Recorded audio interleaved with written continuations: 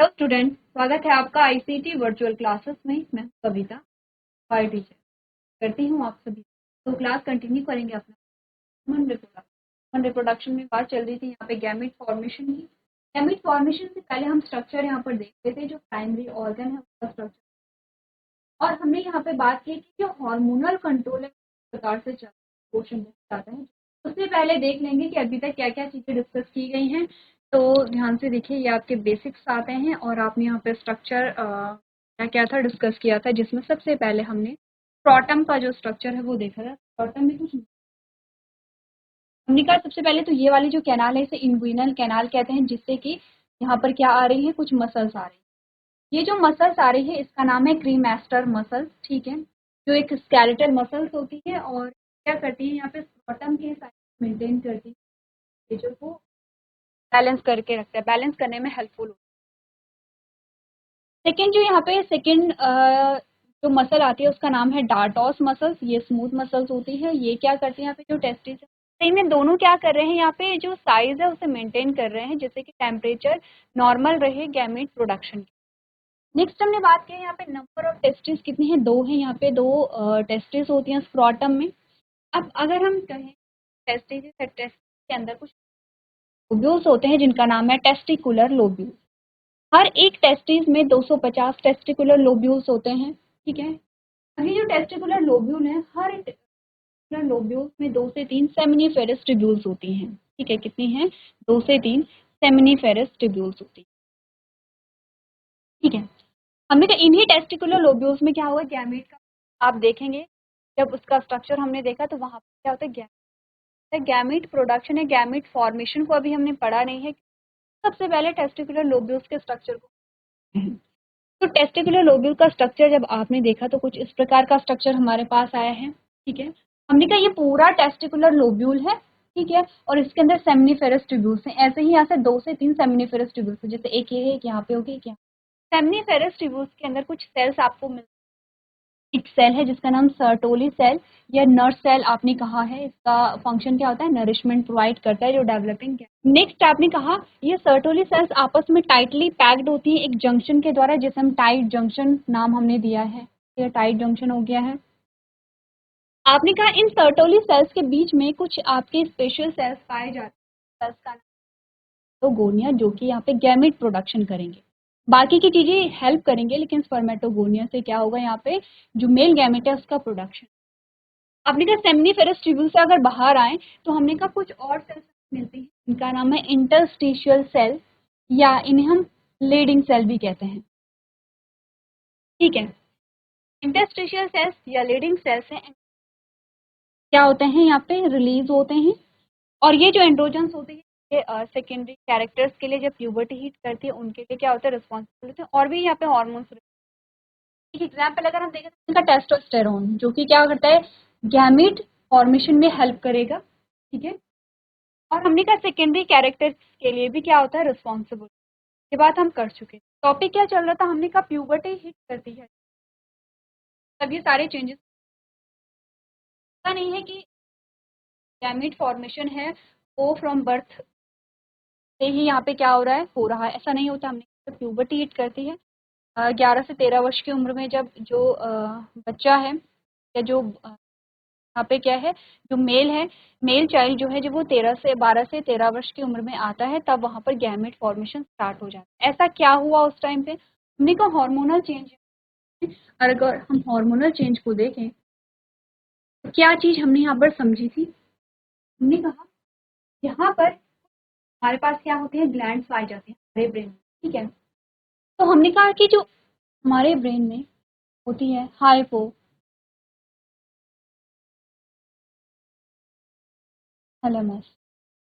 Hypothalamus से release होता है GnRH, जिसे हम कहते हैं हार्मोन, जो गोनाडोट्रोपिन के स्टिमुलेट। तो ट्रोपिन रिलीजिंग हार्मोन जाता है पिट्यूटरी के पास, पिट्यूटरी ग्लैंड के पास। और पिट्यूटरी ग्लैंड के पास जब जाता है तो ये करता है गोनाडोट्रोपिन हार्मोन को रिलीज करने के लिए इसे स्टिमुलेट करता है, और पिट्यूटरी रिलीज करता है गोनाडोट्रोपिन को। ये क्या बात की थी, गोनाडोट्रोपिन दो प्रकार ठीक है। गोनाडोट्रोपिन जो है वो 2 टाइप के होंगे, एक है LH जिसका नाम है ICSH और एक का नाम है FH। ये हम प्रीवियस लेक्चर में डिस्कस कर चुके हैं। ICSH की फुल फॉर्म जो होती है वो है इंटरस्टिशियल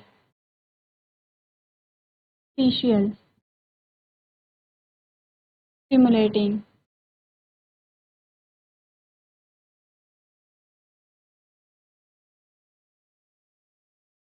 हार्मोन, इंटरस्टिशियल की फुल फॉर्म होती है। अब समझ आया है ये इंटरस्टिशियल सेल के पास जाता है।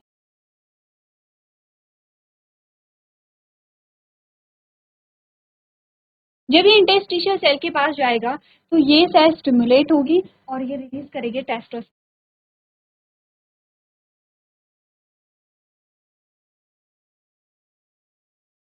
जब टेस्टोस्टेरोन रिलीज होता है तो इसके 2 फंक्शन होते हैं, जो मेजर फंक्शन हम यहाँ पर पढ़ रहे हैं। एक तो ये गैमीट फॉर्मेशन में हेल्प करेगा,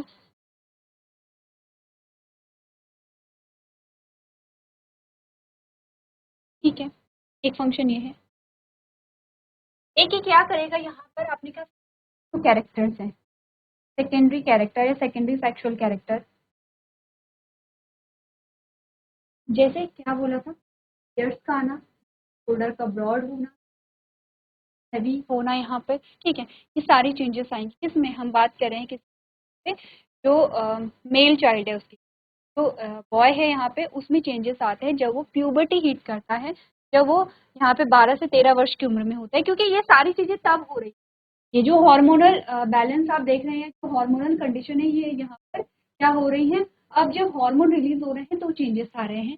इसके अलावा आपने का जो टेस्टोस्टेरोन है वो कहाँ जाता है, ब्लड से आया है, ब्लड से ही यहाँ आया है। आपने कहा यहाँ से पिट्यूटरी से जब ये रिलीज हुआ और कहाँ गया है, जो मेल रिप्रोडक्टिव पार्ट है यानी कि टेस्टिस में अगर जा रहा है तो कैसे है, किसके थ्रू गया है, ब्लड के थ्रू गया है। अब ये ब्लड में वापस फिर से ट्रैवल करके कहाँ जाता है, एक तो ये पिट्यूटरी के पास जाता है और एक ये हाइपोथैलेमस के पास। ठीक है, यहाँ तक की बात हम प्रीवियस लेक्चर में कर चुके, ये हमने कर लिया था।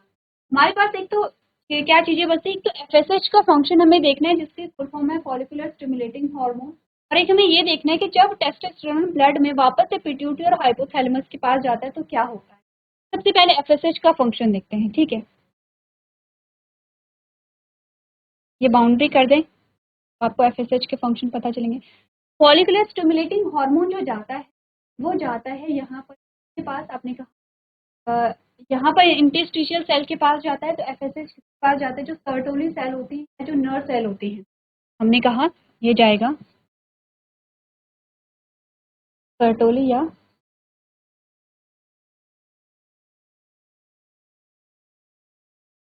सर्टोली या नर्व सेल।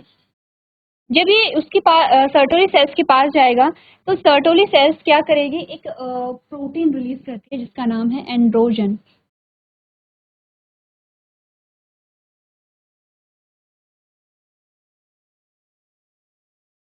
बाइंडिंग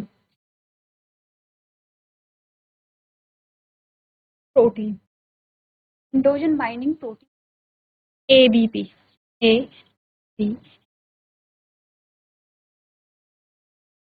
ठीक है, क्लियर है। क्या फंक्शन होता है एंड्रोजन,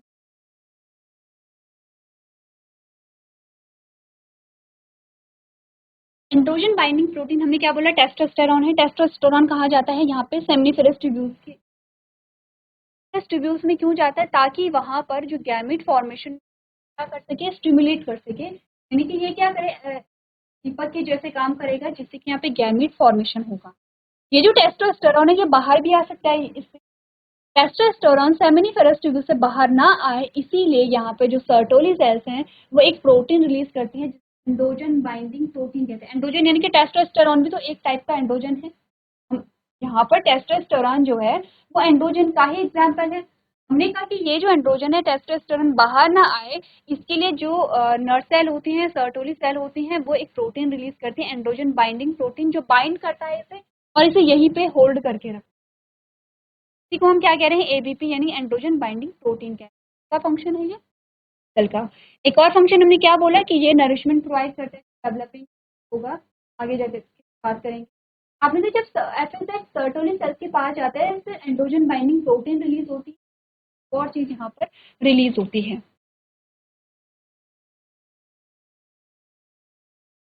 एक और चीज यहाँ से क्या होगी, रिलीज होगी, जिसका नाम है इनहिबिन।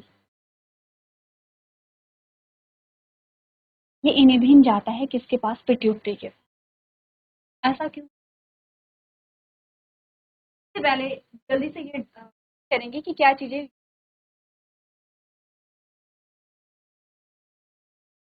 चलिए अब डिस्कस करते हैं कि कहाँ पर क्या हुआ, किसका क्या फंक्शन है। हमें सिर्फ डिस्कस ये करना है कि जो टेस्टोस्टेरोन वापस से हाइपोथैलेमस से पेट जा रहा है वो उसका क्या काम है और इनहिबिन का क्या काम है, बाकी हमारा जो है सारी चीजें क्लियर है। हमने बात की है हाइपोथैलेमस क्या रिलीज करता है, गोनाडोट्रोपिन हार्मोन है, हार्मोन जो क्या करे, स्टिमुलेट करे गोनाडोट्रोपिन को रिलीज होने। अब ये पिट्यूटरी के पास जाएगा, पिट्यूटरी को स्टिमुलेट करेगा, पिट्यूटरी गोनाडोट्रोपिन हार्मोन को रिलीज करेगा। गोनाडोट्रोपिन हार्मोन दो टाइप के होते हैं, एलएच एंड एफएसएच। एलएच का एक और नाम है आईसीएसएच यानी इंटरस्टिशियल स्टिमुलेटिंग जो हार्मोन होता है, interstitial I for interstitial, four side, S for stimulating, S for hormone, ठीक है, इंटरस्टिशियल स्टिमुलेटिंग हार्मोन।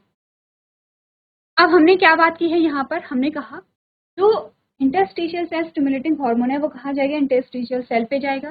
टेस्टोस्टेरोन को ये क्या करेगा, इस सेल को स्टिमुलेट करेगा जिससे टेस्टोस्टेरोन रिलीज होगा, ये गैमेट फॉर्मेशन करते सकते दिखाएगा। सबसे पहले जब क्या हो जाएगा, ऐसा नहीं है कि हार्मोन रिलीज होते ही बात यहाँ पर करते हैं। यहाँ पर हमने कहा एफएसएच सर्टोली सेल के पास जाते हैं, एबीपी रिलीज होता है और इसी के साथ इनहिबिन भी रिलीज होता है।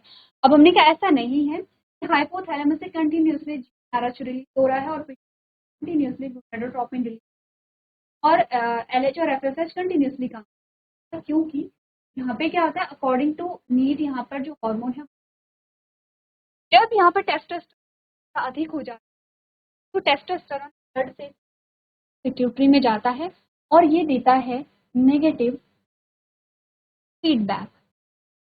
नेगेटिव फीडबैक का मतलब होता है कि ये पिट्यूटरी को सिग्नल देगा अब वो गोनाडोट्रोपिन को रिलीज करना बंद कर दे क्योंकि अब और रिक्वायरमेंट नहीं है। इसी के साथ हाइपोथैलेमस में भी जाता है और यहाँ भी क्या देगा, नेगेटिव फीडबैक देगा जिससे हाइपोथैलेमस जीएनआरएच के प्रोडक्शन को बंद। सेम काम करता है एफएसएच, एफएसएच के काम को भी तो बंद करना है। एलएच अगर सिग्नल दे रहा है तो एलएच अपने लिए सिग्नल देगा, ठीक है। फिर उसके बाद एफएसएच जो प्रोड्यूस करता है इनहिबिन, ये भी नेगेटिव फीडबैक देता है और नेगेटिव फीडबैक का मतलब होता है यहाँ पर अपनी ही प्रोडक्शन को बंद करने के लिए जो सिग्नल दिया जाता है। एलएच और एफएसएच की प्रोडक्शन को क्या दे रहे हैं, क्योंकि सफिशिएंट अमाउंट में जो यहाँ पे एलएच और एफएसएच है वो है, या फिर जो फंक्शन हो रहा है वो कंप्लीट हो जाता है। एक बार ये साइकिल देख लीजिए, इंपॉर्टेंट है। ये सेम साइकिल आप तब भी देखेंगे जब आप फीमेल प्रोडक्टिव सिस्टम देंगे, जो हार्मोनल कंट्रोल जो भी हमारी बॉडी में चेंजेस आ रहे हैं वो सारे किस पे, हार्मोनल बैलेंस होना बहुत ज़्यादा इंपॉर्टेंट है। जैसे कि आप जाते हैं टीनेज में बहुत सारी जो चीज़ें हैं वो हो जाती है, जैसे कि आपने कहा पिंपल्स होने लगते हैं, जैसे किसी को पिगमेंटेशन होने लगती है, किसी को रिंकल्स होने लगते हैं। अब ये सारी जो चीज़ें हैं क्या हो रहा है, हार्मोनल जो इम्बैलेंस होता है, हार्मोन जो इम्बैलेंस होते हैं। आपने कई बार सुना भी होगा कि हम जो भी हैं, जैसे हम कुछ क्रीम यूज़ करते हैं, पाउडर यूज़ करते हैं, जो भी अलग अलग जो प्रोडक्ट हैं, फेस प्रोडक्ट या ब्यूटी चाहिए स्किन से रिलेटेड आप यूज़ करते हैं, तो हमें कहा जाता है कि ये सब डिपेंड करता है कि आपके हार्मोन्स की कंडीशन क्या है। हम यहाँ पर जो प्रोडक्ट हैं उनसे ज़्यादा अगर हम ध्यान दें अपनी डेली रूटीन पे, अपने खाने पे, डाइट पे, हम कितना एक्सरसाइज करते हैं, हमारी बॉडी कितनी एक्टिव रहती है, इन सभी चीज़ों पे अगर हम ध्यान दें तो ये क्या होता है, हमारे जो हार्मोन है उन्हें बैलेंस करने में हेल्पफुल। ये सारी चीज़ें क्या होती हैं, हार्मोनल बैलेंस पे डिपेंड। अब आपने कहा क्योंकि प्यूबर्टी हिट करिए तो ये टोटली डिपेंड है किस पे, आपने कहा कि हार्मोनल कंडीशन कैसी है, ठीक है। जैसे कि हमने कहा कि जरूरी नहीं कि किशोर अवस्था जो है वो 11 वर्ष में ही सब में आती है या 12 वर्ष में ही सब में आती है, 13 वर्ष में ही सब में आती है। आपने कहा बहुत वेरिएशन है, किसी में 11 वर्ष में ही प्यूबर्टी हिट कर रही है तो किसी में 13 वर्ष में भी। हमने कहा हार्मोनल बैलेंस। हार्मोन जिस तरीके से रिलीज होता है, अगर किसी में हार्मोन जल्दी रिलीज हो रहे हैं तो आपने कहा प्यूबर्टी जल्दी आ रही है, किसी में हार्मोन देर से रिलीज हो रहे हैं तो प्यूबर्टी देर से आ रही है। तो आप समझ रहे हैं हार्मोन्स कितने हैं। एक बार चार्ट को फिर से, अब हम डिस्कस करने वाले हैं गैमीट फॉर्मेशन से पहले। अभी तक आपने सिर्फ यहाँ पर टेस्टिस के डायग्राम को देखा है, टेस्टिस के स्ट्रक्चर को देखा। अब गैमीट फॉर्मेशन पढ़ने से पहले हम थोड़ा ये देख लेते हैं, जैसे दो टाइप के हमारे पास क्या आते हैं जब हम सिस्टम पढ़ते हैं रिप्रोडक्शन। दो पार्ट्स हमने कहा पहला जो पार्ट होता है वो प्राइमरी का पार्ट होता है, वो होता है सेकेंडरी। प्राइमरी ऑर्गन का काम है गैमीट बनाना और सेकेंडरी ऑर्गन का काम है यहाँ पे गैमीट का जो ट्रांसपोर्टेशन करना या अदर हेल्प करना। हम यही देखेंगे कि जो यहाँ पे कंडक्शन में हेल्प कर रहे हैं कुछ ग्लैंड्स यहाँ पर होती हैं, उनके बारे में डिस्कस करेंगे। एक बार आप लोग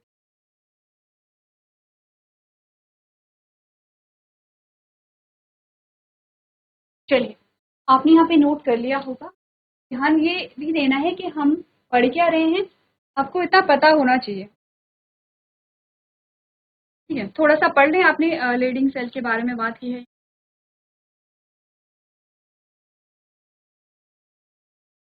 स्क्रोटम हमने पढ़ लिया था, ठीक है, पढ़ लेते हैं। Testes are situated outside the abdominal cavity in a pouch called scrotum, which helps in maintaining the low temperature of testes, increasing for gametogenesis. Each testis has about 250 testicular lobules, and each lobules contain highly coiled seminiferous tubules in which sperms are produced. Each seminiferous tubule is lined by a two layers of cells: spermatogonia, male germ cells, and Sertoli cells. ये बात हमने कर ली है। अब हमें आगे बता रखा है के बारे में, लीडिंग सेल के बारे में। आप क्या कहते हैं, नर्स, यहाँ पे लीडिंग सेल या फिर इंटरस्टिशियल सेल भी कहते हैं। अब हमने कहा जो लीडिंग सेल होती हैं या जिसे इंटरस्टिशियल सेल्स भी कहते हैं, present around the seminiferous tubules. हमने कहा लीडिंग सेल से इंटरस्टिशियल सेमिनिफेरस ट्यूब्यूल्स रहती हैं, यानी कि हमने कहा ये कहाँ होंगे, टेस्टिकुलर लोब्यूल्स में होती हैं और सेमिनिफेरस ट्यूब्यूल्स के आसपास होती हैं। Synthesise and secrete androgen hormone. क्या करती है ये, एंड्रोजन हार्मोन को बना। Ejaculatory duct store the transport the gamete from testes to outside through the urethra, which originate from a urinary bladder and extend through a penis to its external openings, urethral meatus. अब आपने कहा ये क्या है, हमने कहा क्यों ये क्या है, आपके पास जो कंडक्टिंग पार्ट्स आते हैं तो कंडक्शन में हेल्प कर। हमने कहा जब गैमीट फॉर्मेशन हो गया है, जो गैमीट है, गैमीट बन गया है, तो अब क्योंकि टेस्टिस में आपने कहा क्या है, सिर्फ गैमीट बन रहे हैं, अब उनमें ट्रांसपोर्ट होते हैं। तो आपने कहा जो कंडक्शन में हेल्प करते हैं उन पार्ट्स के बारे में बात करेंगे। इसी के साथ साथ हम मेल एक्सेसरीज ग्लैंड्स के बारे में बात करेंगे, जिसमें सेमिनल वेसिकल, प्रोस्टेट और पेड बल्ब्यूरो यूरेथ्रल ग्लैंड्स आती हैं। इन सभी के बारे में हम डिस्कस करेंगे।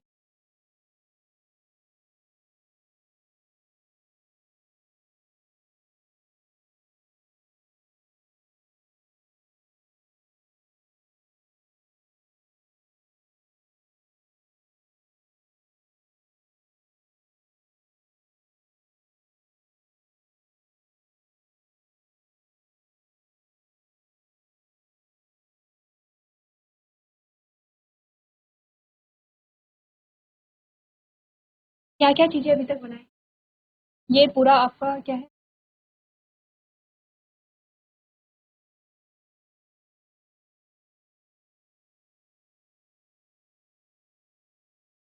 ठीक है, पूरा स्क्रोटम आता है, स्क्रोटम के अंदर ये टेस्टिस है, टेस्टिस के अंदर ये टेस्टिकुलर लोब्यूल्स है, टेस्टिकुलर लोब्यूल्स में हमने कहा दो से तीन सेमिनिफेरस ट्यूब्यूल्स अभी बना रहे हैं।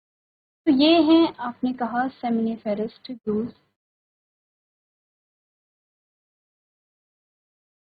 ये सेमिनिफेरस ट्यूब्यूल्स हैं।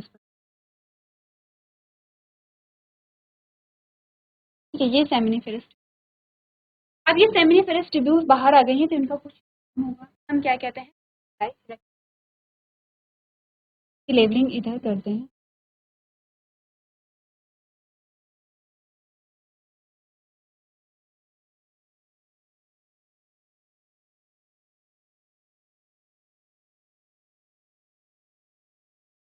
आपने कहा यहाँ पर ये जो ट्यूबुलाई रेक्टाई है, ये बहुत सारी ट्यूबुलाई रेक्टाई मिल करके एक नेटवर्क जैसा बना लेते हैं जिसे हम क्या कहते हैं, रेटे टेस्टिस कहते हैं।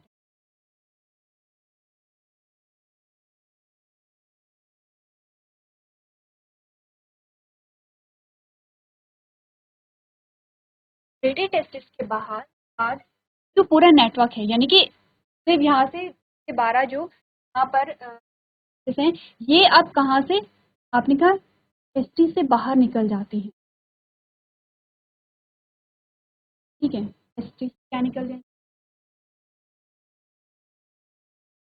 और इस प्रकार से यहाँ पे आ जाते हैं,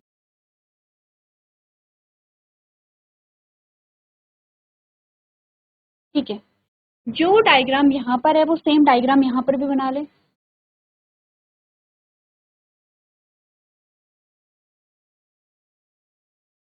लेवलिंग एक ही जगह पे करेंगे।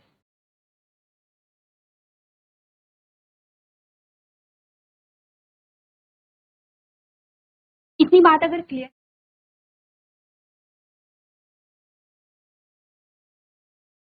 इतनी बात क्लियर है। अब यहाँ पर लेवलिंग कर ले, कुछ की लेवलिंग हमने यहाँ कर ली है, कुछ की लेवलिंग यहाँ कर ले। ये वाला स्ट्रक्चर जो कि टेस्टिस से बाहर आ गया है, अब इसको यहाँ पर हमने कहा इसे हम कह रहे थे ट्यूबुलाई रेक्टाई। जब ट्यूबुलाई रेक्टाई का जो ग्रुप बन गया अब हम उसे कह रहे हैं रेटे टेस्टिस।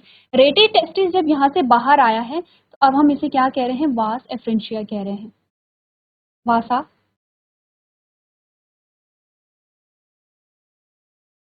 एफ्रेंशिया, वासा एफ्रेंशिया ये जो नीचे की ओर जा रहा है इसे हम कहते हैं एपिडिडाइमिस।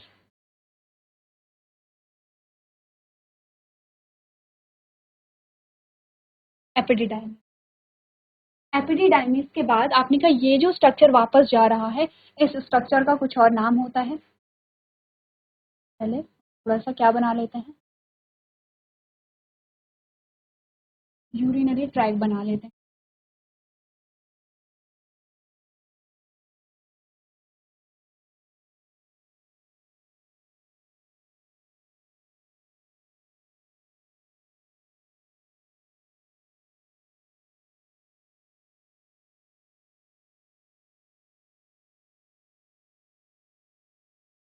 ये क्या है, पूरा यूरिनरी ट्रैक है, आप समझ रहे हैं।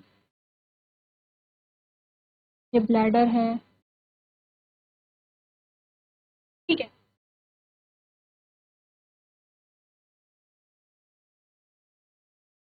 ये जो स्ट्रक्चर है ये आपको बताएगा कि जो गैमेट है, गैमेट का फॉर्मेशन यहाँ पर होता है, लेकिन गैमेट कहाँ से कहाँ पार्ट्स हैं। अभी आपके पास जो पार्ट्स के नाम है वो पार्ट का नाम अभी हमने नहीं देखा है। हमने क्या बोला है, ट्यूबुलाई रेक्टाई, रेटे टेस्टिस है, वास एफ्रेंशिया है एंड एपिडिडाइमिस है। इसकी बात अगर आप लोग क्या करेंगे, डायग्राम।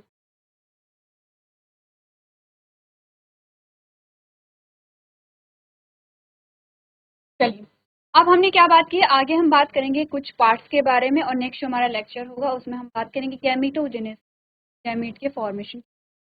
यहाँ तक की बात अगर आप पढ़ चुके हैं तो अब आगे बहुत इजी है, पार्ट्स पढ़ लिए हैं, ठीक है। कुछ ग्लैंड के नाम पढ़ेंगे यहाँ पे। आपने कहा कि आपने कंडक्टिंग एरिया, जो कंडक्टिंग पार्ट हैं वो आपने पढ़ लिए हैं। अब कुछ ग्लैंड के बारे में बात करेंगे।